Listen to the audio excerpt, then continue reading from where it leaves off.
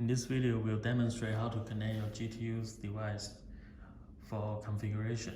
GTU-300 is a powerful GPS tracker that supports remote sensing technology. It's very safe, compact, and portable. When you get a new GTU-300 out of the box, you should find the device itself and then 16-pin I/O cable.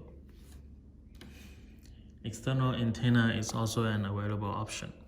On the front of the device, you'll find a 16-pin I/O connector, an external GPS antenna connector, and a 3.5mm headphone jack. There's also 3 LEDs on the body of the device. G stands for GPS, which is green LED. C stands for communication, which is the red LED. And B stands for battery, which is the yellow LED. The yellow LED should stay on if there's an external power supply connected, and the light will flash if there's no external power supply connected. To connect the device, you'll need to open the shell of the device.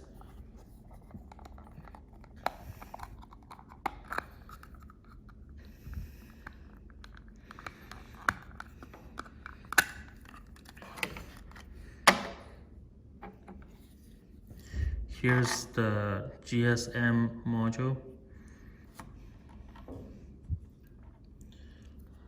Need to slide in the full-size SIM card.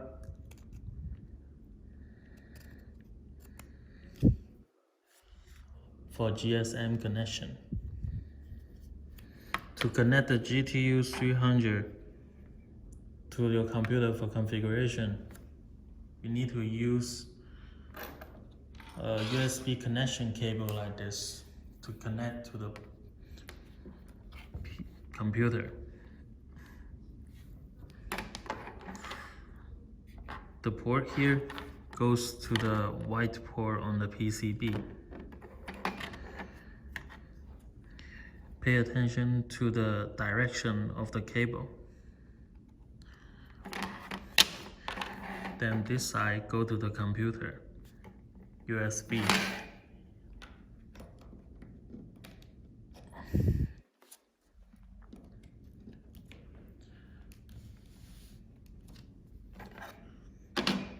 For first time use, 12 volts external power is also necessary. The USB on the PCB is the default and the only way to configure GTU-300 out of the box.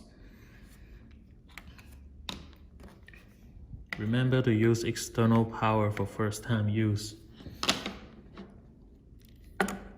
You can also use the toolbox here to configure the device. The toolbox can simulate different conditions for testing. For GTU device, you can connect to toolbox with a 16 to 24 pin cable.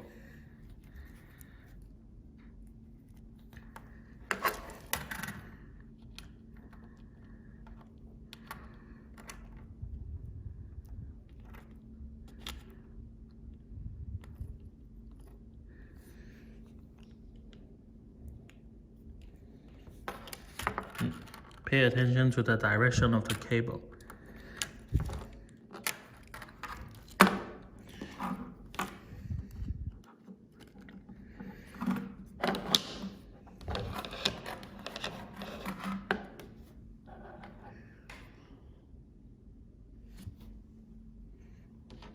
Power the toolbox or the device with a 12 volts external power.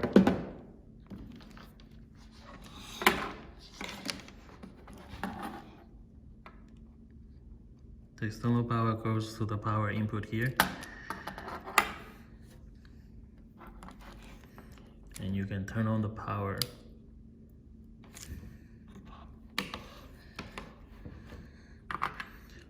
The toolbox can also simulate inputs, outputs, ACC.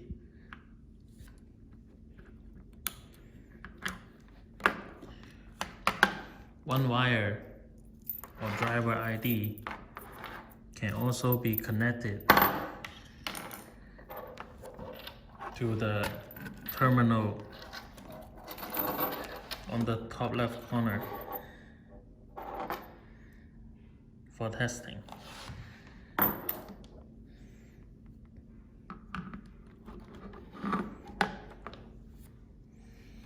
There is also a RS-232 port.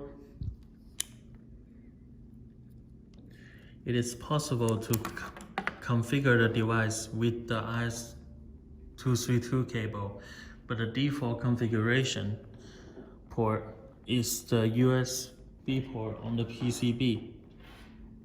That's why when you activate the device on the first time, you have to use the USB connection on the PCB.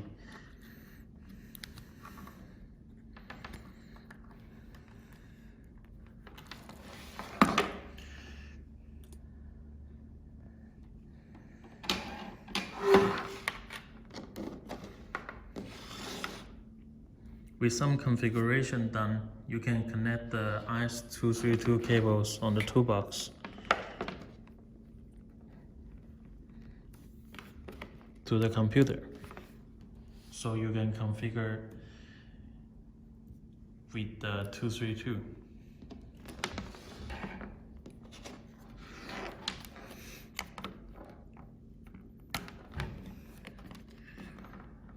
After configuration,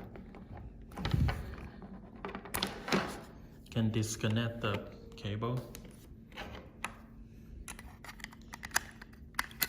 install the shell pad, and you can start using the device. Thank you.